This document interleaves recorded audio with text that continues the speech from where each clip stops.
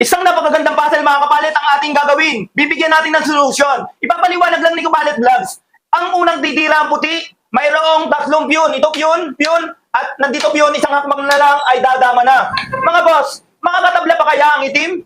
Ito ang ating sasagutin na mula sa puzzle na ipinadala sa atin ni Sir Felix Flora Jr. Sir Felix Flora Jr., shoutout po sa iyo at maraming salamat sa pagpapadala mo ng puzzle kay Kapalit Vlogs. Mga kadama, samahan niyo ako at sagutan natin ang puzzle ni Sir Felix Flora.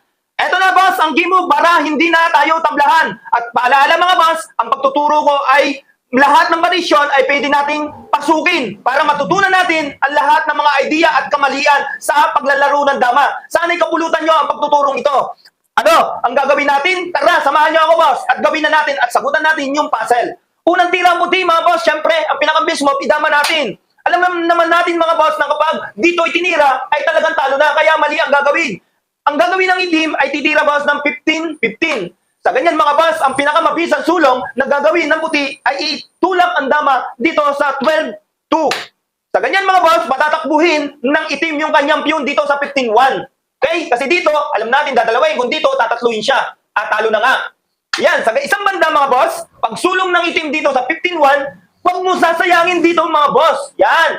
Huwag mo sasayangin kasi magdodraw yan mga boss. Bakit ko nasabi na dodraw? Ituloy lang natin at balik natin yung ganyang pormada mamaya. Kasi ipapakain. Pagkain dyan, dediretso na doon. Kahit sayangin mo yan boss, tingnan mo ang mangyayari mga boss. Sasabay. O, pag sabay dyan, siyempre, ay dama na yan, mga boss. Patungan natin. O, pagkain dito, nakain na rin ng itim. Sa ganyan, tabla na ang laban. Ibalik natin, mga boss, para mas malinaw nating may paliwanag sa ating mga viewers. Okay? Eto na, yung itim nandito at nandito. Okay? Kaya, yung puti pa, nandito. Yan. Kaya ganyan ang boss, ano, sinayang natin, bawal pala, di ba, bawal. Kaya, ang pinaka-timing nito na gagawin ng dama ay itira sa 2-10. Dito, boss. Yan. Sa pagtira dyan mga boss, kung tumira naman yung itim dito sa 1-5, ay talo na rin. Sasayangin natin.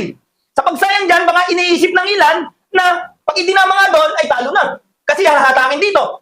Oh, talo na. Pero baka isipin ng ilan sa atin na baka idama dyan. Okay. Pag dama dyan mga boss, ay talo pa rin. Kasi ang gagawin mga boss ay kasimple lang. Ituloy natin yung variation na to at ibalik natin sa pormada na yan mga boss. Okay, ipapakain lang yung piyon. Sabay kakain, 10-2. Sa pagkain dyan, boss, ipapakain ito. Pagkain dyan, dadalawa tayo, boss, oh. Oh, 1v1, mga boss. Same as ang mangyayari kahit tumira ng 2, 15 o 14, i-counter lang. Talo, boss. Di ba? Nakita nyo? Okay, ibalik natin sa pormada, boss, para mas malinaw sa mula sa umpisa yung puzzle. Thank you, Sir Felix, sa Flora, sa puzzle na ipinadala mo. Ang ganda po. Okay, siyempre, idinama dito, boss. Key move.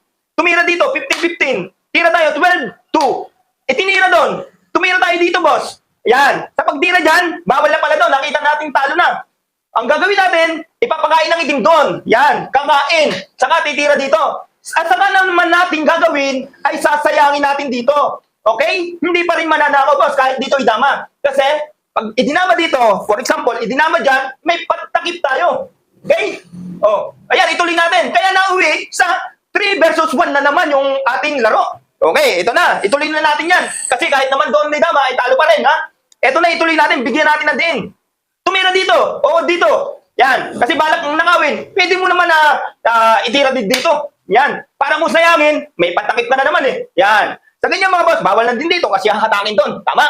Kaya ang gagawin dito, tatiming lang dito. Kung tira dyan, atake mo. Yan. Kung tirahin naman, bawal din kasi hahatakin. Same as na naman kanina. Kaya bawal. Dito na kaya siya. Yan. Padamahin na natin yan. Para kung dito, pag takip dyan, pwede ka titira doon. Ang tira doon, aalis na to. Kung gusto niya, dyan na siya. Dito ka na. Para sayangin, dama na naman. Okay. Sa ganyan, boss, mauuwi na naman sa 3 isa. Tatlo isa na naman yung panghuhuli. Talagang makulit talaga yung puzzle na to.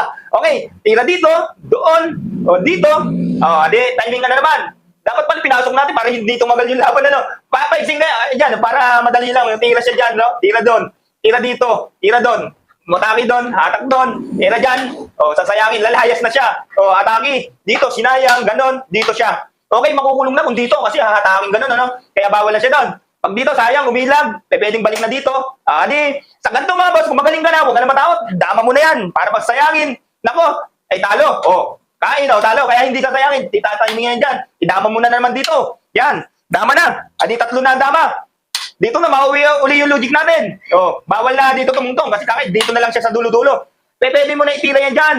O, magbalik doon, hatak na naman dito. Sulong doon, nakadalawang moves, hindi na aabutin yan ng maraming galawan. Mga boss, tira ka lang dito. O, para pag angat niya dyan, tira ka doon. Lalagay na doon sa dulo, lagay ka doon. Wala na siyang mapatungan, oh. Lalabas na talaga, oh. Di ba? Lalabas na. Pwedeng dito sa dulo, kasi tatiming pa siya. Pag dito, tira siya dyan, timing ka dito. Para pag tira dyan, maagaw mo na. Ngayon, lalabas na. Kasi pag labas dyan or doon, bawal na sa dulo kasi susubuan. O, di ba? O, lalabas na siya.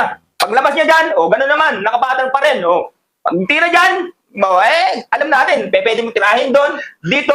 O, maraming isa na paghuli pag tira dyan, kain, o, gano'n, birahin mo na, atakin doon, kain, at panalo na ang puti, mga boss. Yun, bakit mali ko naman? Puti ang nanalo. Maraming salamat, mga boss. Sana may natutunan kayo sa pagtuturo ni Kapalit Vlog. Thank you, at yan, abangan nyo pa ang mga puzzle na aking gagawin. At sa nagpadala ng puzzle, muli, salamat sa iyo, Sir Pele Explora Junior. Yun, mabuhay po kayo. At sa lahat ng Damanor na lagi sumusubaybay sa ating channel, shoutout sa inyo lahat, mga followers, likers, at sa lahat ng mga kaibigan natin. Thank you po sa laging pagsubaybay nyo sa ating channel. Thank you, mga boss. At ingat po kayo parating, mga boss.